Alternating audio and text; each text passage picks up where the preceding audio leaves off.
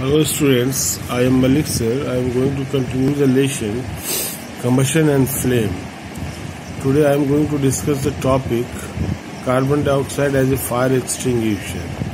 Carbon dioxide एक बहुत अच्छा फायर एक्सटिंग्विशर है, बहुत ही अच्छा है इन्वॉल्विंग, और इसका यूज़ हम लोग सभी चीज़ों में कर सकते हैं। इलेक्ट्रिकल इक्विपमेंट्स से भी अगर आग लग जाती है तो उसमें भी इसका यूज़ करते हैं। इन्फ्लामेबल मटेरियल्स जैसे पेट्रोल है, केरोसिन है, उससे अगर आग लग जाती है तो उसमें भी इसका यूज़ कर सकते हैं।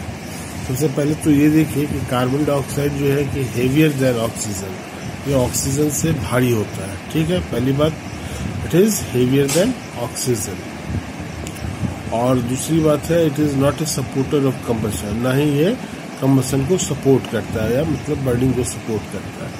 जब भी अगर हम कोई भी कहीं पर भी आग लगी होती है, अगर इसका छिड़काव करते हैं उस कंबस्टेबल सब्सटेंस के चारों ओर, तो ये क्या करता है कि उसके चारों ओर एक घेरा बना लेता है, जिससे ऑक्सीजन का सप्लाई जो है वो कट जाता है बर्निंग सब्सटेंस से।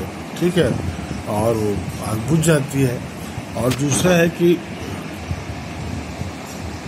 ये जो advantage of carbon dioxide is that the most cases it does not harm the electric equipment. Electric equipments के चारों ओर छिड़काव करने से उसके ऊपर कोई प्रभाव नहीं पड़ता, मतलब उसको किसी भी तरह से खराब नहीं करता है। तो we get the supply of carbon dioxide to extinguish fires from the fire extinguisher. तो फायर एक्सटिंग्विशर में अगर कार्बन डाइऑक्साइड गैस बढ़ी हुई है तो उसको हम लोग अगर हम जलते हुए चीज़ों पर छिड़काव करें तो उससे ये फ़ायदा ये होता है कि उसके चारों ओर एक सराउंड करके इसका सप्लाई ऑक्सीजन से काट देता है। तो ऑक्सीजन जब भी नहीं है, जब भी वहाँ से मतलब बर्निंग सब्सटेंस को ऑक्सीजन नहीं मिलेगा तो क्या होगा, वो अपने आप बुझ जाएगी।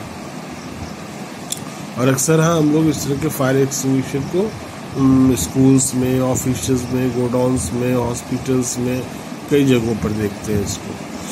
अब देखिए, एक सैंड में ऑल्सो भी poured over some burning material to put off the fire. कहीं पर भी आग लगी हो तो उसके ऊपर बालू अगर छींट दें तो बालू क्या करता है, उसके ऊपर जाने के बाद उसका सप्लाई जो है वो ऑक्सीजन से काट देता है, जिसके कारण से वो बर्निंग मटेरियल जो अपने आप बुझ जाती है।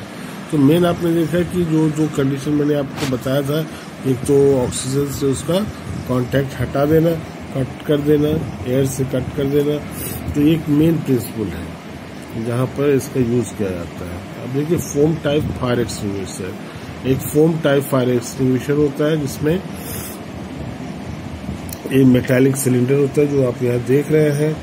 ठीक है, हैविंग ए नॉब, उसमें नॉब लगा होता है, एंड नोजल ट्यूब है, उससे होकर कार्बन डाइऑक्साइड निकल सकती है।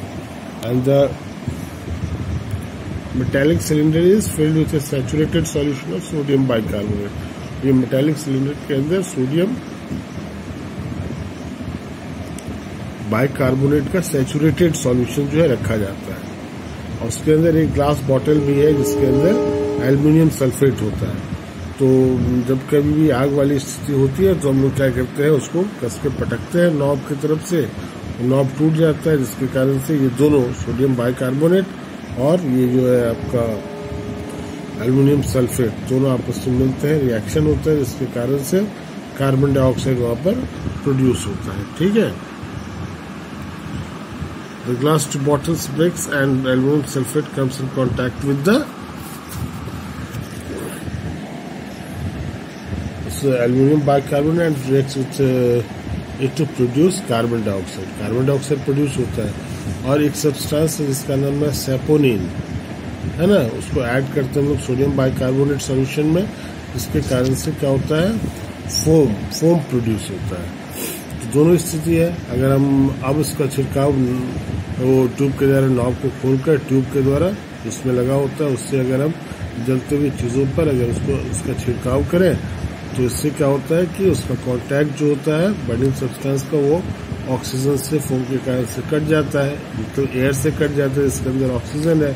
अगर ऑक्सीजन नहीं होगा तो कोई भी सब्सटेंस जो है अपने आप वो बुझ जाती है। ठीक है, चाहे वो पेट्रोल से लगी आग हो, चाहे इलेक्ट्रिसिटी से लगी आग हो, तो जब भी उसके ऊपर झाग या फोम पड़ा इसके कारण से बर्निंग सब्सटेंस का कांटेक्ट जो है सराउंडिंग से कट जाता है, सराउंडिंग एयर से कट जाता है, जिसके कारण से वो आग बुझ जाती है। ठीक है, तो ये हुआ। अब देखिए taking care of fire victims. अगर कोई फायर विक्टिम्स है, अगर कोई आदमी फायर किसी की बॉडी में लग गया है तो क्या करना चाहिए? ठीक है, we should immediately bring out the fire victims from the fire place to an open place पे ले जाना चाहिए। जहाँ पे आग लगी है वहाँ से निकाल कर उसको खुले हुए जगह पे ले जाए, to prevent the fire victims from breathing harmful gases.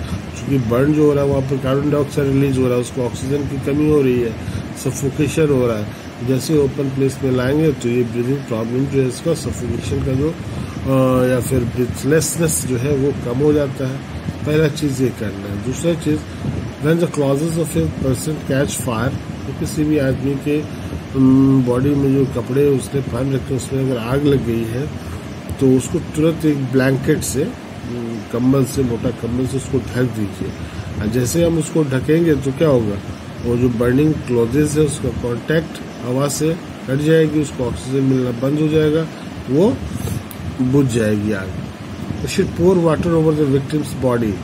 जो विक्टिम्स है उसकी बॉडी पर पानी डालिए, जिससे the body will cool down below its ignition temperature. और जो इग्निशन टेम्परेचर है उस बॉडी का, उससे नीचे उसका टेम्परेचर भाग जाएगा, फिर नीचे आ जाएगा, and has the fire gets extinguished, और आग बुझ जाएगी। Water also prevents the formation of blisters on the skin of the victim.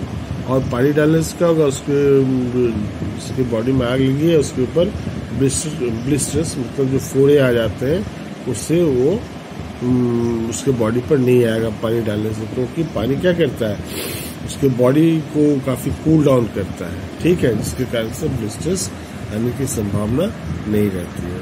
We should immediately call for an ambulance, और इन सब केसों में तुरंत आप एम्बुलेंस को कॉल करिए नियर बाय हॉस्पिटल से, and send the fire victim to the hospital for further medical treatment. ठीक है, क्योंकि इसके बाद का जो ट्रीटमेंट है वो जरूरी है, तो हॉस्पिटल में ही हो सकता है बर्निंग केस में। इसके लिए इसको तुरंत से भेजना चाहिए हॉस्पिटल से।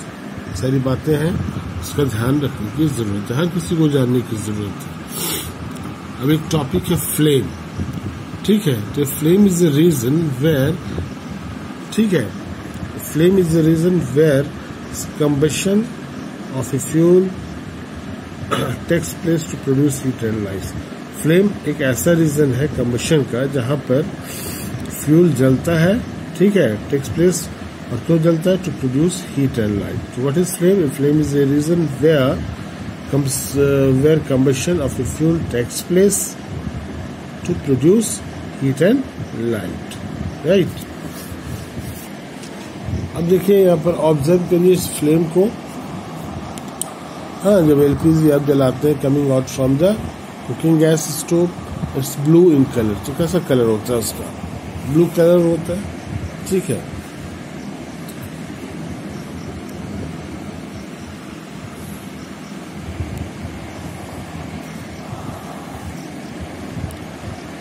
अब colour of the candle flame is yellow. अब कैंडल का जो फ्लेम होता है, कैंडल को जब लोग जलाते हैं तो उसका जो होता है येलोइश होता है। तो all the gases like LPG है which undergo combustion produce a flame. कोई भी जो गैसेस हैं जैसे कि एलपीजी है, नेचुरल गैस है, मीथेन है ना, इन सबको अगर आप जलाएंगे तो क्या होगा, फ्लेम प्रोड्यूस होगा। तो when we light a candle with a match stick, जब हम कैंडल को मैच स्टिक से जलाते हैं फॉर हीट अब द मैच स्टिक जो होता है not only reacts the wax, heat जो होता है सिर्फ वैक्स के साथ रिएक्ट नहीं करता but also changes wax into wax vapour. उससे वैक्स का जो वेपर है जो वो पिघलने के बाद फिर जो वेपोराइज करता है, these wax vapour react with oxygen, और ये जो वैक्स वेपर है जो रिएक्ट ऑक्सीजन एटमोसफेयर में उसके सराउंडिंग में है उसके साथ रिएक्ट करता है, and then catches fire to produce a flame। तब जाके वो उसमें आग पकड़ता है और वो फ्लेम प्रोड्यूस होता है। अब जैसे सॉलिड फ्यूल्स की बात करें लाइक वैक्स एंड कपूर जो कहते हैं हम लोग, which vaporises on heating burn with flame. ये जब आप वो हीट होगा तो वेपर के फॉर्म में मेल्ट करेगा, वेपर के फॉर्म में प्रोड्यूस होगा। जब वेपर के फॉर्म में प्रोड्यूस होगा जो ऑक्सीजन है उसके सराउंडिंग में उसके साथ जलेगा और फ्लेम प्रोड्यूस करेगा। ठीक है। On the other hand coal है, coal and charcoal are solid fuels है, ये वेपोराइज नहीं करता है हीट करने पर, so burn without producing with flame. तो ये जो जलेगा तो इसमें आपको फ्लेम प्रोड्यूस नहीं हो, क्योंकि वो कोल है, सॉलिड है, जब जलता है तो वेपर, कोल हो चाहे चारकोल हो, उसको आप हीट करते हैं तो वो वेपर के फॉर्म में कन्वर्ट नहीं होता है, इसलिए वो फ्लेम प्रोड्यूस नहीं करता है। लिक्विड फ्यूल्स जैसे केरोसिन है, मस्टर्ड ऑयल है, विच वेपराइजेज। केरोसिन को जलाएंगे या मस्टर्ड ऑयल को अगर हम लोग जलाते हैं दिया वगैरह में, तो क्या होता है वो वेपराइज करता है, मतलब वेपर स्टेट में कन्वर्ट होता है गैसेज में on heating, burn with flame, तब जाके वो फ्लेम प्रोड्यूस होता है ना।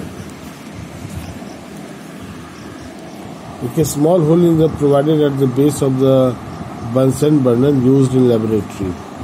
बंसन बर्नर होता है एक, इसके नीचे में होल्स बने होते हैं जो क्या करता है, ऑक्सीजन का सप्लाई उसको करता है, supply for combustion. When the hole burner completely open, जब वो कंप्लीटली ओपन होगा, there is a plenty of available oxygen, तो ऑक्सीजन की मात्रा उसको बहुत मिलेगी। The gas burns with blue flame, तो वो ब्लू फ्लेम से जलेगा, तो टू कंप्लीट बर्निंग है ना। अगर आप उसको क्लोज कर देते हैं, अगर वो जो होल है उसके बेस में close the gas burns with a yellow flame, तो उसको ऑक्सीजन की मात्रा कम होगी and due to the incomplete combustion, इसलिए वहाँ पर कम्बशन जो है इनकम्प्लीट होगा ऑफ गैसेस फ्यूल, और वहाँ पर आपको ऑक्सीजन की कमी के कारण से वो येलो फ्लेम प्रोड्यूस करेगा। ठीक है। अब आज के लिए इतना ही। अब कल हम डिस्कस करेंगे zones of a candle flame. Candle flame जो जलता है उसमें 2-3 जोन होते हैं, है ना, इसके बारे में हम लोग कल बात करेंगे। Thank you, have a nice day.